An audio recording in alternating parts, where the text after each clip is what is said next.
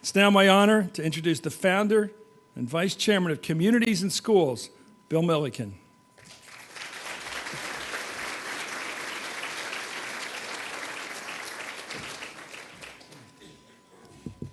Good evening. Rima, thank you for introducing me to the foundation, and I'm just getting new to what you do. I'm not here to give a speech, to be honest with you. I'm here to share a little bit of my journey to maybe encourage you young folks to stay in what you've started. And I am blown away by what I heard tonight. And I thank you for your courage, and I thank you for your leaders who are here tonight with you and your parents and guardians. That's what it's all about. There's a few things I just want to say in the few minutes I have in my own journey. I'm here tonight and I'm alive because somebody cared enough to come in my neighborhood in Pittsburgh when I'd been dismissed from school. And the reason my mom was told to take me out of school was the reason I was in so much trouble, they said, is I couldn't handle the work. And that meant I was dumb. And I felt dumb, and I didn't know how to hang out with the people who were on the right side. So I ended up making a choice of hanging out with people on the wrong side. I had violence in my upbringing, and then I had violence with the young people I was on the streets. But I saw the power of relationship, and if you don't remember anything else I have to say here tonight, so many times, whether I've been up on the Hill or whether I've been before other groups, the most common question I've been asked in my 50-year journey of working with young people is, what programs out there are changing people? And I said, I still haven't seen one program change one kid's life. What changes people's relationships? Somebody willing to walk through the valley of the shadow of adolescence with kids and love them into change. And I said, if you can't use the word love, forget about me. Because that's the only transformational thing there is out there. And love isn't something that just stands up here and talks about it. It goes in and goes eyeball to eyeball with people. This person hung out with some people that nobody believed in, and 5 of us made it. And out of our group, only 5 of us made it to 30 without being in prison or dead. And I saw the power of somebody coming in and believing, because up till 17, nobody believed that I had a chance. Nobody believed in me. And let me tell you, I can tell you after 50 years, you don't have to study it. You don't have to go and find research on it. If a young person doesn't have hope, they're going to do one of 2 things. They're going to hurt you or hurt themselves. And in this little journey I've been a part of that later became working in schools is the former mayor of my town says, God has a great sense of humor, Bill's in education. I did eventually. My mentor got me back in school, and I finished 3 freshman years of college, which totally qualifies me to be an educator. I saw it.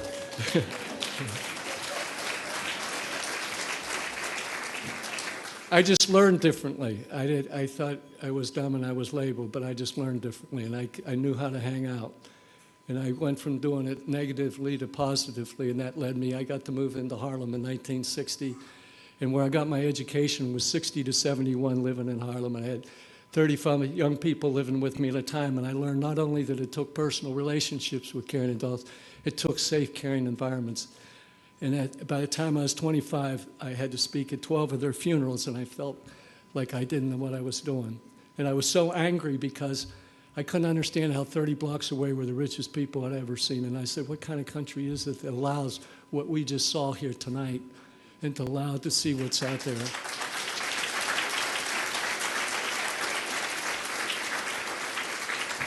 They said I wrote 3 books, but I've also read 3 books, so I've even on that too. But I found out I could write. And I wrote a thing called Tough Love back then. Some people took that term and used it a little differently than I intended it. But I learned along with the caring, you have to have community. And that's what I feel here tonight, and what I felt last night being with your folks. That you can't have a virtual community. You can relate to each other, but we need each other. I heard the young people saying that tonight. And I'll give one quick story on this. I had the privilege of working with General Powell when he was they were organizing the summit, which later became America's Promise, the Alliance. And I'm not putting myself down, but I worked very hard on it behind the scenes, and for some reason they asked me to speak the last day, and I say I'm not putting myself down because I was the only person nobody knew. I mean, everybody was there, all the presidents, and some of you were probably there, and Mrs. Reagan, et cetera. And the last day they asked me to speak, I was so tired, and I can't write a speech and give it. I have to just let it happen. But my wife, Jean, who's here with me today, was a nervous wreck. She says, this is what you're going to get the chance to speak to all these people. You don't know what you're going to say. I said, I don't know what I'm going to do. But, again, it's part of the serendipity of life. Fortunately, there was a governor and a mayor that spoke just before me on the last day, and they were so boring. I literally could have belched and got a standing ovation. But I got up there, and you'd have to know my background because I was so angry so much in my life. And over the years, I've really tried to be a peacemaker, and it takes years to get rid of that anger and turn it into justice and to love your neighbor and your enemy alike. And I got up there and I started weeping. And where I grew up, you don't weep in front of people.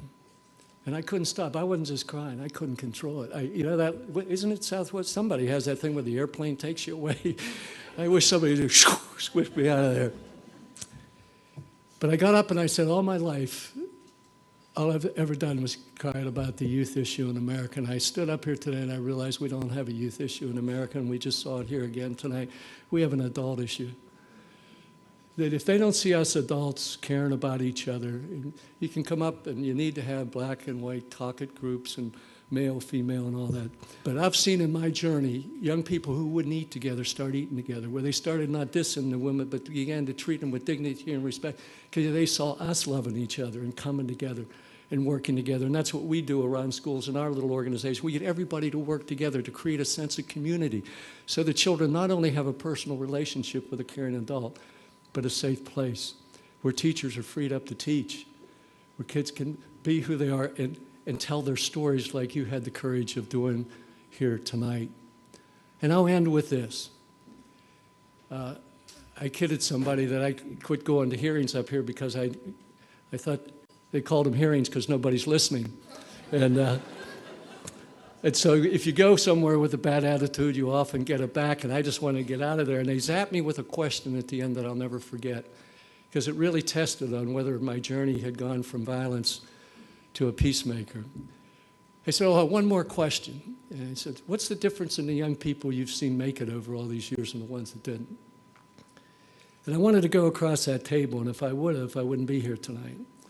Because I went right to the pain of those young people that I felt I failed with, and I spoke at their funerals, and I think about all the time, including the guy that started that with me back in 1960 who died during our journey.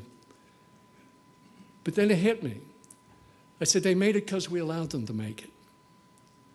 I found out over all these years that the greatest gift you can give somebody is to receive their gift. That help is not always helpful.